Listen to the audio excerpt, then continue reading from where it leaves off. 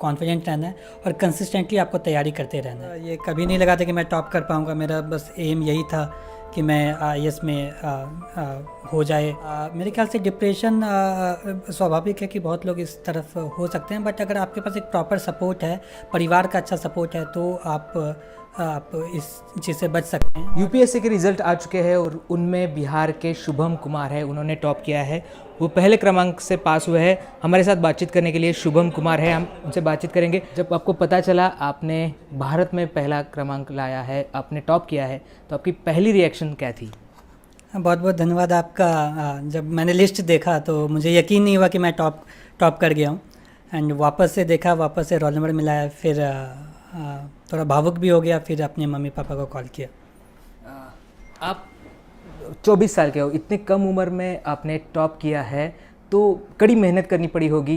कैसी मेहनत की थी आपने? कितने साल से आप तैयारी कर रहे थे? मैं पिछले 3 साल से तैयारी में लगा हुआ था। एंड पहला साल मैंने दिल्ली में रह के तैयारी की, फिर लास्ट ईयर मैं भारत रक्षा लेखा सेवा में मेरा चयनित हुआ, 290 रैंक आया था। फिर एक साल में मेरी लास्ट 7 से 8 महीने से ट्रेनिंग भी चल रही थी। सो ये पूरा जर्नी जो है वो काफ़ी संघर्षपूर्ण रहा और काफ़ी सिखाया भी मुझे। आप पुणे में है फ़िलहाल, पुणे में एनडीए के जो फाइनेंशियल मैनेजमेंट है वहाँ पे आप ट्रेनिंग ले रहे हैं। तो हमने देखा कि कोविड के कारण भी बाहर निकलना मुश्किल था, इस दौरान पढ़ाई भी करना मुश्किल था। तो आपने इस साल में पढ़ाई कैसे की, आपने तैयारी कैसे की कोविड के सिचुएशन में और इस एग्ज़ाम के लिए खास कर के लिए? मैं दिल्ली में रह के तैयारी किया था लास्ट ईयर। एंड मेंस जो है वो जनवरी में हुआ था। सो उस टाइम मैं एक फ़्लैट लेकर के अपने दोस्तों के साथ दिल्ली में रह के तैयारी की।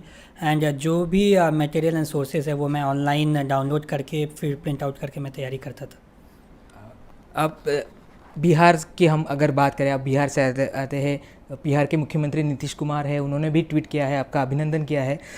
बिहार से बहुत सारे जो छात्र हैं वो दिल्ली हो या पुणे हो, वहाँ पे यूपीएससी की एग्ज़ाम की तैयारी करने के लिए आते हैं, बहुत सारे सपने लेके आते हैं।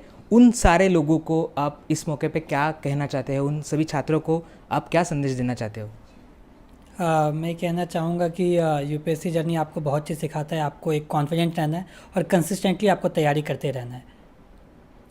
हमने देखा है कि जो बहुत सारे छात्र होते हैं, बहुत सारी अटेम्प्ट्स देते हैं, उनमें उम्र भी निकल जाती है, उनके पास प्लान बी नहीं होता बहुत बार। तो ऐसे जो छात्र हैं वो बहुत बार अटेम्प्ट करके बहुत सारे डिप्रेशन में भी जाते हैं। तो उनको आप क्या कहोगे कि कब तक ये ट्राई करना चाहिए? मतलब हम देखना कि बहुत सारे लड़के, उनको लगता है कि यही है, यूपीएससी हो या कोई स्पर्धा परीक्षा हो, वही करियर है। तो उन सबको आप क्या कहना चाहोगे? जब मैंने तैयारी स्टार्ट की तो मैंने अपने लिए एक लक्ष्य रखा कि मैं इसे 2 से 3 बार मैं इसे अपना 100% देके मैं तैयारी करूँगा।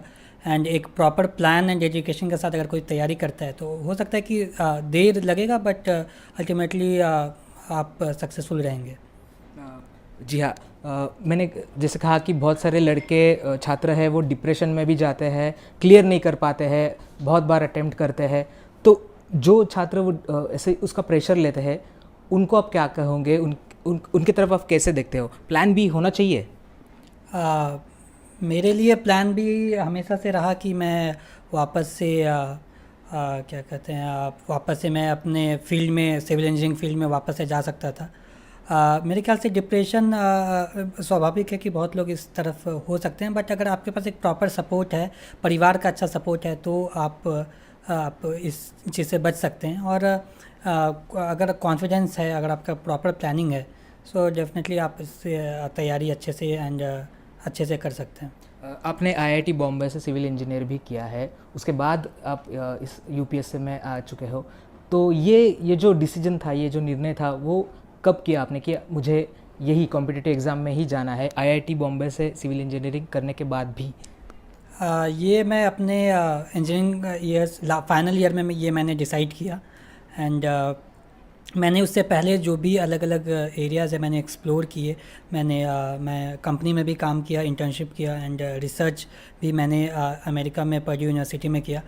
फिर एक मोटिवेशन आया कि मेरे पास एक चांस है जहाँ पे मैं लोगों के लिए कुछ कर सकता हूँ। सो फिर वो मोटिवेशन के साथ में मैंने 2018 में तैयारी अपनी स्टार्ट की। आप पहले आ चुके हो, आपने टॉप किया है, तो आगे का क्या सोचा है? आप कैसे, आप जैसे आप बात कर रहे हो कि आपको लोगों की सेवा करनी है, लोगों को जो सुविधा है वो उन तक पहुंचानी है, तो आपका क्या सोचा है? आप आगे कैसे जाने वाले हो? Think this is only the beginning, ये बस शुरुआत है। एंड मुझे जो भी रोल्स मिलेंगे या उसमें मैं 100% देने की कोशिश करूँगा, और लोगों के लिए और रूरल अपलिफ्टमेंट एंड डेवलपमेंट के लिए अगर मैं कुछ कर पाऊँ, so I would find itself fortunate for me. आखिरी 2-3 सवाल।